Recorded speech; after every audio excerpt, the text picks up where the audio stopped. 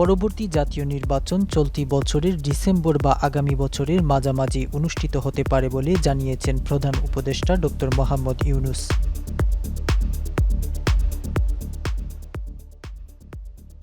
শনিবার বাংলাদেশ সফররত ব্রিটিশ সংসদ সদস্য রূপা হককে নির্বাচনের এই সম্ভাব্য সময় জানান তিনি। এ সময় পরবর্তী জাতীয় নির্বাচন সম্পূর্ণ অবাধ ও সুষ্ঠু হবে বলে আশ্বস্ত করেন প্রধান উপদেষ্টা।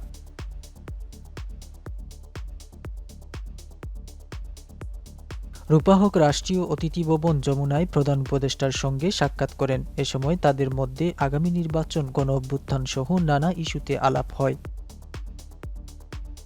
ড. ইউনূস বলেন, গত ৩টি নির্বাচনে মানুষ ভোট দিতে পারেনি। সেখানে ছিল একটি ভুয়া সংসদ, ভুয়া এমপি এবং ভুয়া স্পিকার।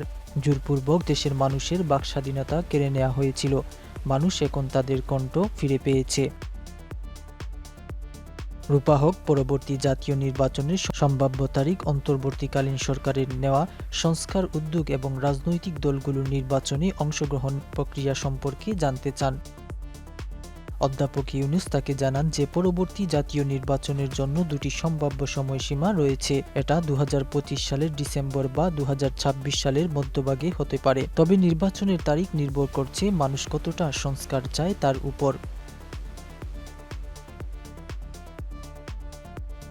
প্রধান উপদেষ্টা রূপা হককে জুলাই গণঅভ্যুত্থান এবং অপসারিত প্রধানমন্ত্রী শেখ হাসিনার শাসনামলে জনগণের উপর কিভাবে নিপীড়ন চালানো হয়েছিল সেই সম্পর্কে অবহিত করেন।